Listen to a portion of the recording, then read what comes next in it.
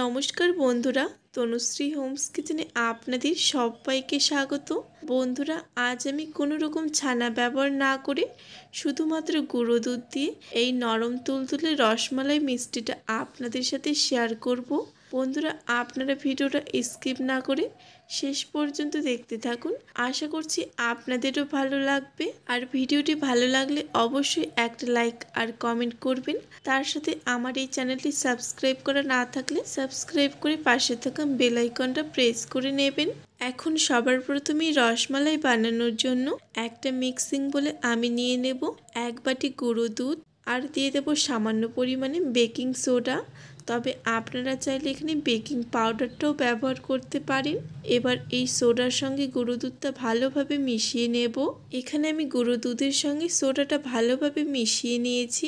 এবার আমি এর মধ্যে দিয়ে দেব 1 চামচ ঘি। তবে আপনাদের হাতের কাছে যদি ঘিটা না থাকে তাহলে এখানে সাদা তেলটাও দিতে পারেন। এবার ঘি দিয়ে আমি ভালোভাবে এই গুঁড়ো দুধের সঙ্গে ঘিটাকে একটু মিশিয়ে নেব। গুঁড়ো দুধের সঙ্গে ঘিটা ভালোভাবে মিশিয়ে নেওয়া হয়ে গেছে। আর এদিকে এই ডোটাকে তৈরি করে নেওয়ার জন্য আমি এখানে একটা ডিম ভালোভাবে ফেটিয়ে নিয়েছি। এবার এই ডিমের মিশ্রণ থেকে আমি অর্ধেকটা মিশ্রণ এই গুঁড়ো দুধের ভিতরে দিয়ে দেব। তবে আপনারা যদি এখানে ডিম ব্যবহার করতে না চান তাহলে এখানে অ্যারারুটটাও ব্যবহার করতে পারেন। এবার ডিম দিয়ে আমি ভালোভাবে এই গুঁড়ো দুধের সঙ্গে মিশিয়ে নিয়ে একটা ডো তৈরি করে নেব। আর এই ডোটাকে কিন্তু শক্ত করলে হবে না, একটু নরম করেই তৈরি করতে হবে। তো এই দেখুন বন্ধুরা, এই ডোটা কিন্তু এখন একটু নরম থাকবে আর রেস্টে রাখার পর এটা কিন্তু একদম ভালোভাবে সেট হয়ে যাবে। এবার আমি এই ডোটাকে রেস্টে রেখে দেব প্রায় 10 মিনিটের জন্য। ফিরে এলাম 10 মিনিট পরে। এখন ঢাকাটা খুলে নেব। আর এখন দেখুন বন্ধুরা, এই ডোটা কিন্তু ভালোভাবে সেট হয়ে গেছে। এবার হাতে কিছুটা তেল বা ঘি মাখিয়ে নিয়ে তারপর আমি এখান থেকে অল্প অল্প করে মিশ্রণ নিয়ে গোল গোল শেপ দিয়ে এই রসমালাই মিষ্টিগুলো তৈরি করে নেব। তো বন্ধুরা, আপনারা এখানে নিজেদের পছন্দ অনুযায়ী গোল বা লম্বা যে কোনো শেপেই এই রসমালাই মিষ্টিগুলোকে তৈরি করে নেবেন। তবে একটা জিনিস খেয়াল রাখতে হবে, যাতে মিষ্টিগুলোর গায়ে কোনোভাবে ফাটল না থাকে, নয়তো মিষ্টিগুলো যখন দুধের মধ্যে দেওয়া হবে তখন কিন্তু এগুলো ভেঙে যেতে পারে। আমি এখানে বাকি রসমালাই মিষ্টিগুলোকে ঠিক একইভাবে তৈরি করে নিয়েছি। আর এই রসমালাই মিষ্টিগুলো তৈরি করার জন্য আমি এখানে 1/2 লিটার দুধ নিয়েছি। তো আপনারা এখানে নিজেদের পরিমাণ অনুযায়ী দুধের পরিমাণটা বাড়িয়ে বা কমিয়ে নেবেন। এবার এই দুধের মধ্যে 2টো এলাচের মুখ ফাটিয়ে দিয়ে দেব আর দিয়ে দেব 4 চামচ চিনি। তবে আপনারা এখানে যে যতটা মিষ্টি খেতে পছন্দ করেন সে অনুযায়ী এখানে চিনির পরিমাণটা একটু বাড়িয়ে বা কমিয়ে নেবেন। এবার এই দুধটাকে হালকা করে কিছুটা বলক তুলে নেব।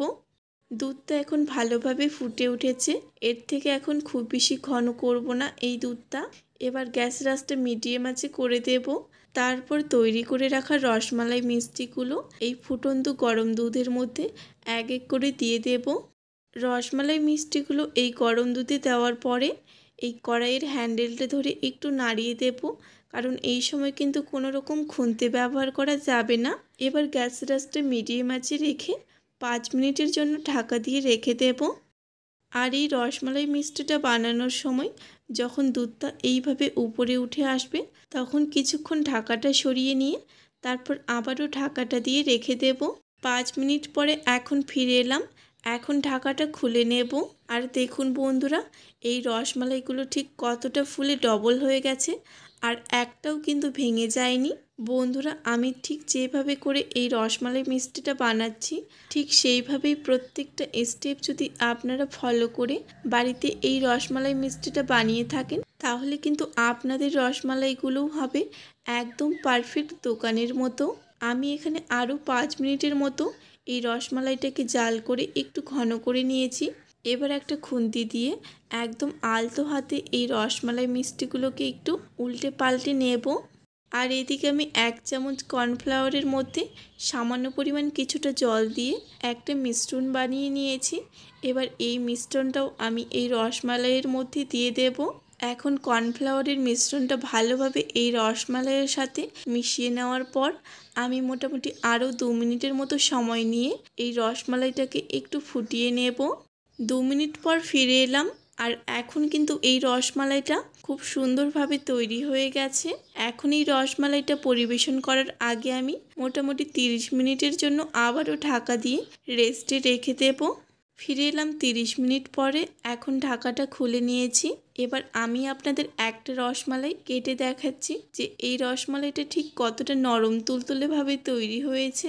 তো এই দেখুন বন্ধুরা, আপনারা নিশ্চয়ই এই রসমালাইটা কেটে নেওয়া দেখে বুঝতে পারছেন যে এই রসমালাইটা ঠিক কতটা নরম তুলতুলেভাবে তৈরি হয়েছে।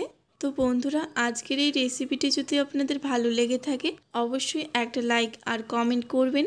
তার সাথে আমার এই চ্যানেলটি সাবস্ক্রাইব করা না থাকলে সাবস্ক্রাইব করে পাশে থাকা বেল আইকনটা প্রেস করে নেবেন। ভিডিওটি শেষ পর্যন্ত দেখার জন্য সকলকে অসংখ্য ধন্যবাদ। সবাই ভালো থাকবেন, সুস্থ থাকবেন।